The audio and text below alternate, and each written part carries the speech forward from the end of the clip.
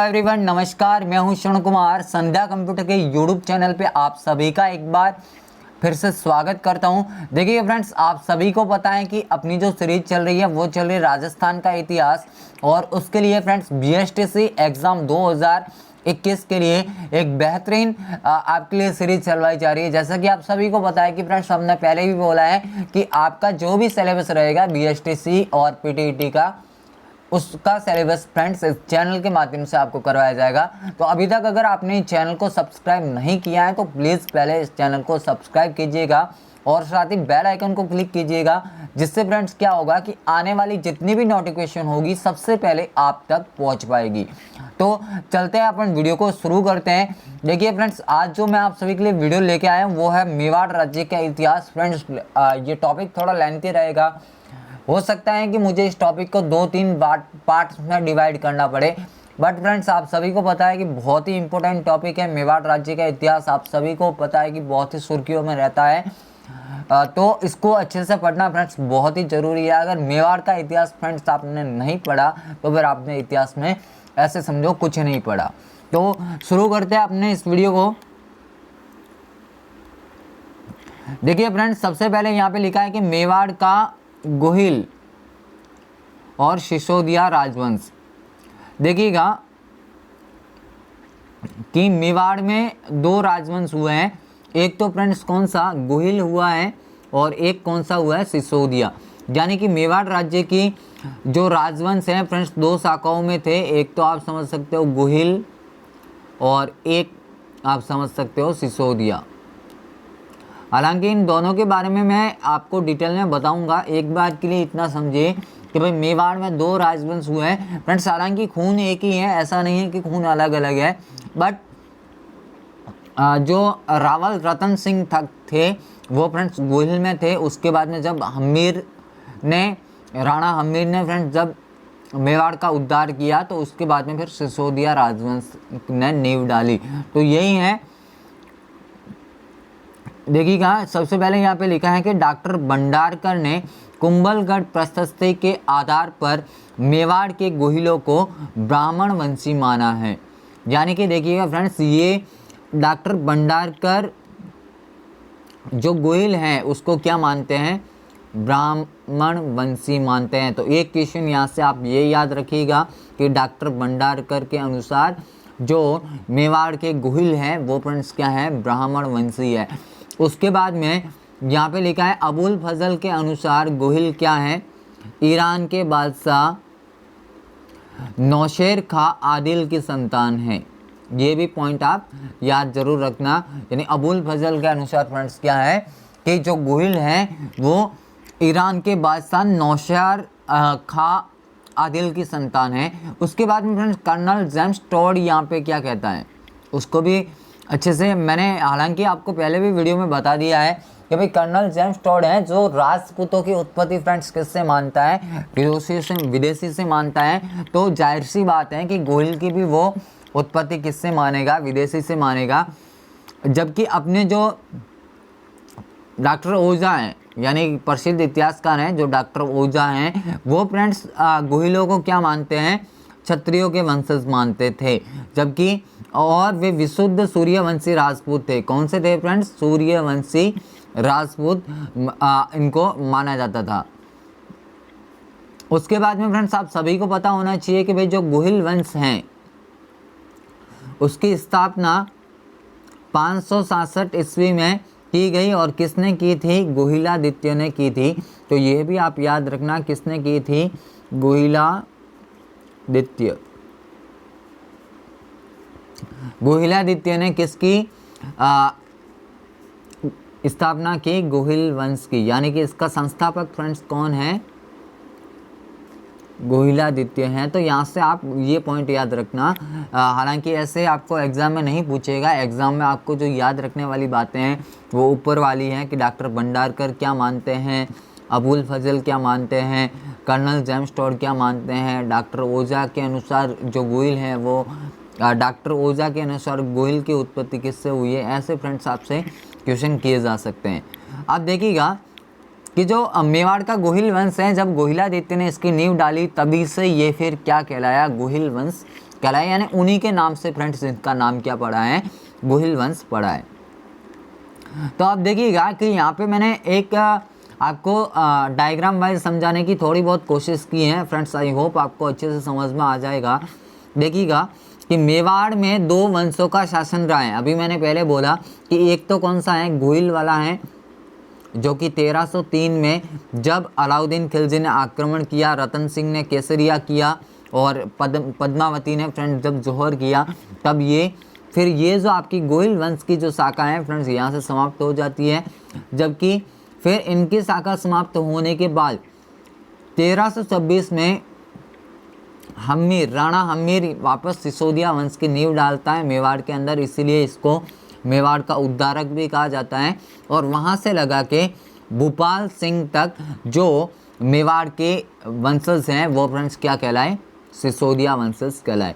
तो ये कम से कम यहाँ से याद रखना। उसके बाद में फ्रेंड्स जो गोहिल वंश के जो राजपूत थे मेवाड़ के अंदर, उनके पास में जो उपाधि थी वो अपने नाम के आगे क्या लगाते थे, रावल लगाते थे। जबकि जो सिसोदिया वंश के राजपूत हैं फ्रेंड्स अपनी उपाधि क्या लगाते थे, राणा एवं महाराणा लगाते थे। क्या क्या, राणा या फिर महाराणा। तो यहाँ से ये जो बातें हैं आपको याद रखनी जरूरी है। उसके बाद में फ्रेंड्स यहाँ पे ये जो है गोहिलादित्य, एक बार इसको मिस टाइप हुआ है फ्रेंड्स, यहाँ पे ये मिस टाइप हुआ है, वास्तविक संस्थापक नहीं है, केवल इसको आप संस्थापक मानना। यानी गोहिलादित्य गोहिल वंश का क्या है, संस्थापक है। ये वल्लभी नगर के राजा शिलादित्य का पुत्र था। इसकी माता का नाम पुष्पावती था और कमलावती ब्राह्मण द्वारा इसे पाला गया। और 565 से 66 ईस्वी में इसने क्या की, गोहिल वंश की नींव डाली। तो ये बातें मैं आपसे आगे कर चुका हूँ फ्रेंड्स। देखिए यहाँ पे ये मिस टाइप हुआ है कि वास्तविक संस्थापक है, नहीं है। वास्तविक संस्थापक कौन है, बप्पा रावल या फिर आप बोल सकते हो कालभोज। बप्पा रावल या फिर आप बोल सकते हो क्या, कालभोज जो हैं वो गोहिल वंश का क्या है, वास्तविक संस्थापक हैं। तो यहाँ से ये बातें आपको याद रखनी बहुत ही ज़रूरी है, एग्ज़ाम की दृष्टि से आपसे एग्ज़ाम में पूछी जा सकती हैं। उसके बाद में फ्रेंड्स देखिएगा नेक्स्ट जो है बप्पा रावल या कालभोज। अब एग्ज़ाम में आपको कालभोज भी देखने को मिल सकता है, बप्पा रावल भी देखने को मिल सकता है। ऐसा भी क्वेश्चन आपसे पूछा जा सकता है कि बप्पा रावल का वास्तविक नाम क्या था, तो फिर क्या आप बताओगे, कालभोज बताओगे। उसके बाद में फ्रेंड्स देखिए गोहिल वंश का जो वास्तविक संस्थापक है, अभी मैंने आपको बोला, ये देखिएगा हारित ऋषि की सेवा की इन्होंने, किसने, बप्पा रावल ने। उसके बाद में 728 से 34 ईस्वी में चित्तौड़ शासक मानमोरी को हरा के चित्तौड़ पर इन्होंने अधिकार किया और नागदा को अपनी क्या बनाई, राजधानी बनाई। किसने फ्रेंड्स, बप्पा रावल ने किसको अपनी राजधानी बनाई थी, नागदा को। इसने मौर्य शासक जो मानमोरी था, यानी कि जो चित्तौड़ में जिनका पहले राज चलता था, उनको हरा के इन्होंने चित्तौड़ को कब्जे में लिया था। उसके बाद में फ्रेंड्स आगे देखिएगा कि बप्पा रावल की जो छतरी है वो फ्रेंड्स कहाँ पे है, तो बप्पा रावल की जो छतरी है कहाँ है, नागदा के अंदर है। ये भी आपको एग्जाम में पॉइंट पूछा जा सकता है। उसके बाद में फ्रेंड्स जो सीवी वैद्य हैं, बप्पा रावल को किसके समान मानते हैं, चार्ल्स मार्टिन के समान मानते हैं। तो ये भी एग्जाम में क्वेश्चन आ सकता है कि चार्ल्स मार्टिन, सीवी वैद्य ने किसको चार्ल्स मार्टिन की बाती माना है, तो आप याद रखना कि वो किसको मानते हैं, बप्पा रावल को किसकी बाती मानते हैं, चार्ल्स मार्टिन की बाती मानते हैं। उसके बाद में फ्रेंड्स नेक्स्ट पॉइंट है कि रणकपुर प्रशस्ति में बप्पा रावल व कालभोज को अलग अलग बताया गया है।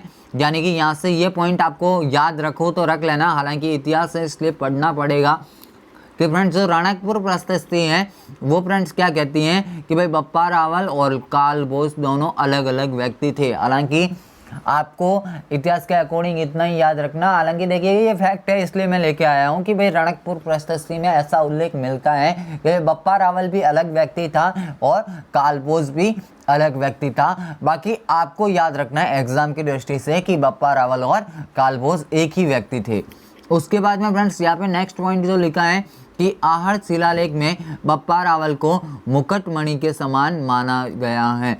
यानी कि ये इनकी उपाधि है क्या फ्रेंड्स, मुकुटमणि, और ये कहाँ पे मिलती हैं, आहड़ शिलालेख के अंदर मिलती हैं।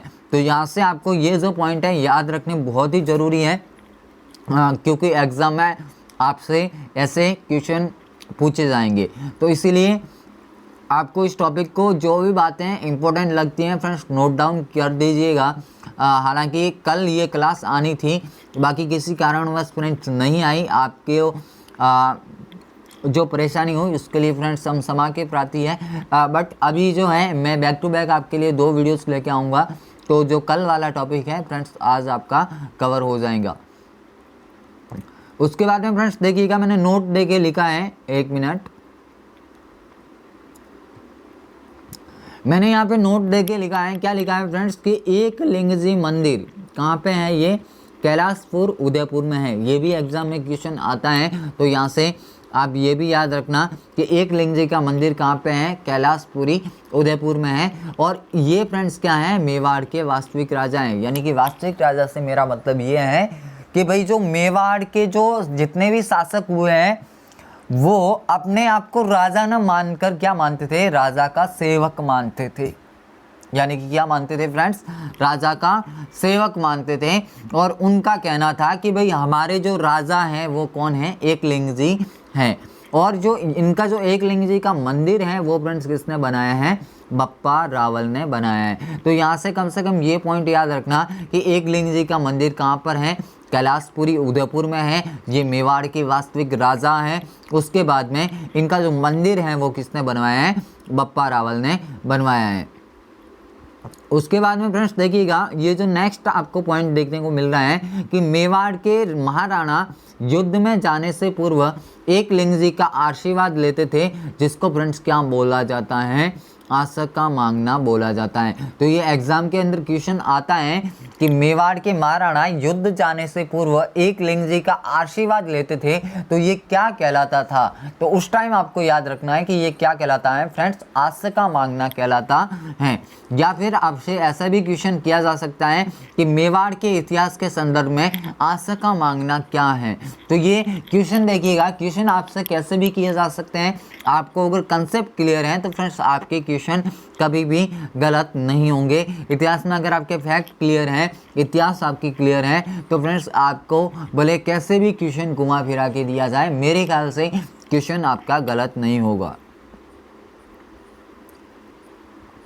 उसके बाद में लिखा है कि एकलिंगजी का राजस्थान में पाशुपत और लकुलिश संप्रदाय का प्रमुख केंद्र है। यानी कि जो एकलिंगजी का फ्रेंड जो मंदिर है वो किस संप्रदाय से जुड़ा है, पाशुपत या लकुलिश संप्रदाय से जुड़ा है, और ये वहाँ का प्रमुख केंद्र है। यानी कि आपसे पूछा भी जा सकता है कि पाशुपत या लकुलिश जो संप्रदाय है उनका प्रमुख केंद्र फ्रेंड्स कौन सा है। तो फिर आप याद रखना एकलिंगजी का मंदिर जो कहाँ पे है, कैलाशपुर उदयपुर के अंदर है। और यहाँ पे फ्रेंड्स फाल्गुन कृष्ण त्रयोदशी को क्या लगती है, यानी कि महाशिवरात्रि के दिन फ्रेंड्स यहाँ पे क्या लगता है, मेला लगता है। तो ये भी याद रखना कि भाई एकलिंगजी का मेला कब लगता है, तो आप महाशिवरात्रि याद रखना, या फिर आपको मोस्टली यही फ्रेंड्स आपको याद रखना बहुत ज़रूरी होगा, फाल्गुन कृष्ण त्रयोदशी को क्या लगता है, एकलिंगजी के मंदिर में क्या लगता है फ्रेंड्स, मेला लगता है कैलाशपुरी उदयपुर के अंदर। उसके बाद में फ्रेंड्स मैंने ये जो लिखा है कि भाई उदयपुर के जितने भी शासक हुए हैं उन्होंने अपनी राजधानी को टाइम पे फ्रेंड्स चेंज किया है। तो ये राजधानी आपको याद रखनी बहुत ही ज़रूरी है, आपके एग्जाम की दृष्टि से इम्पोर्टेंट हो सकती है। तो देखिएगा फ्रेंड्स कि देखिएगा इस साइड मैंने लिखा है शासक और इस साइड मैंने लिखा है क्या, राजधानी लिखा है। अब देखिएगा कि जो बप्पा रावल थे यानी कि कालभोज उन्होंने फ्रेंड्स अपनी राजधानी किसको बनाया था, नागदा को। उसके बाद में जो अल्लट आए, यानी कि बप्पा रावल के बाद में शासक कौन आया, अल्लट आया। और अल्लट जो हैं वो मेवाड़ की राजधानी फिर कहाँ लेके गया, आहड़ लेके गया। और फ्रेंड्स यहाँ से एक क्वेश्चन हमेशा याद रखना कि यह जो अल्लट के संदर्भ में इन्होंने क्या किया था, मेवाड़ में सबसे पहले किसकी शुरुआत की थी, नौकरशाही व्यवस्था की क्या की थी, शुरुआत की थी। तो ये भी एग्जाम में क्वेश्चन अगर पूछा जाता है तो फ्रेंड्स याद रखना कि मेवाड़ राज्य के अंदर नौकरशाही व्यवस्था का आरंभ किसने किया था, तो अल्लट ने किया था। और इन्होंने अपनी राजधानी किसको बनाया, आहड़ को बनाया था। उसके बाद में फ्रेंड जैत्र सिंह आए और जैत्र सिंह अपनी फिर राजधानी कहाँ लेके गए, चित्तौड़गढ़ लेके गए। यानी कि जैत्र सिंह के शासनकाल में फिर मेवाड़ की राजधानी क्या थी, चित्तौड़ थी। उसके बाद में फ्रेंड्स देखिएगा क्यों, देखिएगा कि यहाँ से आहड़ से फिर चित्तौड़गढ़ ले जाने का इनका मेन मोटिव क्या था कि फ्रेंड्स उस टाइम में जैत्र सिंह के टाइम में किसका आक्रमण हुआ था, इल्तुतमिश का आक्रमण हुआ था। किसका हुआ था, इल्तुतमिश का आक्रमण हुआ था। और नागदा पे इन्होंने नागदा को भी क्षति पहुंचाई थी। तो उसके बाद में फ्रेंड्स यहाँ से फिर अपनी राजधानी ये कहाँ लेके गए थे, चित्तौड़गढ़ लेके गए थे। उसके बाद में नेक्स्ट जो शासक आता है फ्रेंड्स वो कौन आता है, कुंभा। यानी कि अभी मैं आपको स्टेप बाय स्टेप तो फ्रेंड्स नहीं लेके जा रहा हूँ, जब राजधानी परिवर्तित हुई है उस टाइम की मैं बात कर रहा हूँ। यानी कि उसके बाद में कंटिन्यूसली फिर कौन सी राजधानी रही, चित्तौड़ रही। और उसके बाद में फ्रेंड्स जब कुंभा आए तो कुंभा ने फिर अपनी राजधानी किसको बनाया, कुंभलगढ़ को बनाया। और उसके बाद में फिर सांगा आए, सांगा वापस कुंभलगढ़ से कहाँ लेके आए, अपनी राजधानी को चित्तौड़ लेके आए जो पहले थी। उसके बाद में फ्रेंड्स महाराणा प्रताप, आप सभी को बताएं कि जीवन बहुत ही संघर्षों से गुजरा है। एक ऐसा प्रतापी शासक जिसने फ्रेंड्स कभी भी मुगलों के सामने अपना सिर नहीं झुकाया। तो फ्रेंड्स यही है कि इन्होंने देखिएगा कि अपनी राजधानी, 3 राजधानी बनाई थी। एक तो कुंभलगढ़ इनकी राजधानी थी, फिर इन्होंने बीच में आवरगढ़ को राजधानी बनाई थी, और उसके बाद में चावंड को भी अपनी राजधानी बनाई थी। तो फ्रेंड्स ये भी यहाँ से याद रखना जरूरी है। उसके बाद में अमर सिंह यानी कि महाराणा प्रताप के पुत्र, और उन्होंने फ्रेंड्स अपनी जो राजधानी रखा है वो किस किस को रखा है, एक तो चावंड को रखा है और एक किसको रखा है, उदयपुर को रखा है। तो फ्रेंड्स ये थी मेवाड़ के इतिहास के बारे में नॉर्मल बातें जो आपको ये टॉपिक शुरू करने से पहले याद रखनी बहुत ही ज़रूरी है। फ्रेंड्स कंसेप्ट क्लियर होने चाहिए। देखिएगा एक बार मैं फिर से आपको इस स्लाइड पे लेके आया हूँ, एक बार आप और ओवरव्यू कर दो ताकि जो भी चीज़ें हैं फ्रेंड्स आपको यहाँ की यहाँ याद हो जाए। तो देखिएगा कि सबसे पहले अपन ने क्या बोला कि भाई जो गोइल हैं उनकी उत्पत्ति की अगर अपन बात करें तो डॉक्टर भंडारकर क्या मानते हैं, इनको ब्राह्मण वंशी मानते हैं। उसके बाद में अबुल फजल हैं जो क्या मानते हैं कि ईरान के जो बादशाह हैं नौशहर खां आदिल की संतानें हैं। और उसके बाद में कर्नल जेम्स टॉड इनको विदेशी मानते हैं। जबकि जो डॉक्टर ओझा हैं वो फ्रेंड्स क्या मानते हैं, क्षत्रिय वंशज के मानते हैं, जो विशुद्ध रूप से क्या है, सूर्यवंशी राजपूत थे।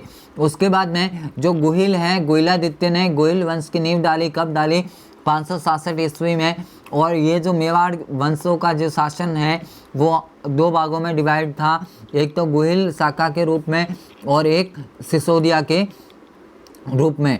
अब गोहिल कहाँ से शुरू होता है, गोहिलादित्य से लगा के रतन सिंह तक 1303 तक फ्रेंड्स रहती है। उसके बाद में इनके पास जो उपाधि थी रावल की उपाधि थी, जबकि जो सिसोदिया है हमीर से लगा के भोपाल सिंह तक, और इनके पास में जो उपाधि थी राणा और महाराणा की उपाधि थी। उसके बाद में फ्रेंड्स यहाँ पे ये केवल इतना सा याद रखना कि ये क्या है, गोइल वंश के संस्थापक हैं गोइलादित्य। ये वल्लभी नगर के राजा जो थे शिलादित्य पुष्पावती का फ्रेंड्स पुत्र था, और कमलावती ब्राह्मण ने इसको पाल के बड़ा किया था। तो यहाँ से कम ये तो ऐसे क्वेश्चन तो आपसे एग्जाम में पूछे जाएंगे है नहीं, बट देखिएगा कि बप्पा रावल और कालभोज से आपसे क्वेश्चन किए जा सकते हैं। हालांकि BSTC लेवल का ही क्वेश्चन है कि भाई बप्पा रावल का वास्तविक नाम क्या था, तो कालभोज और गोइल वंश का वास्तविक संस्थापक इसको माना जाता है। इन्होंने हारित ऋषि की सेवा की, मानमोरी को हरा के फिर चित्तौड़ पे अधिकार किया इन्होंने। तो फ्रेंड्स ये भी आपको बातें याद रखनी बहुत ज़रूरी है।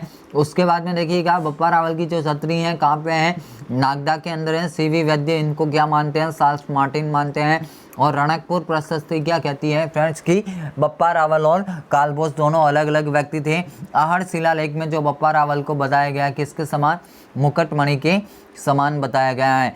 उसके बाद में देखिएगा नेक्स्ट जो अपन ने पढ़ा कि भाई जो एकलिंगी का मंदिर है, एकलिंग जी का कहाँ पे है, कैलाशपुर उदयपुर में है।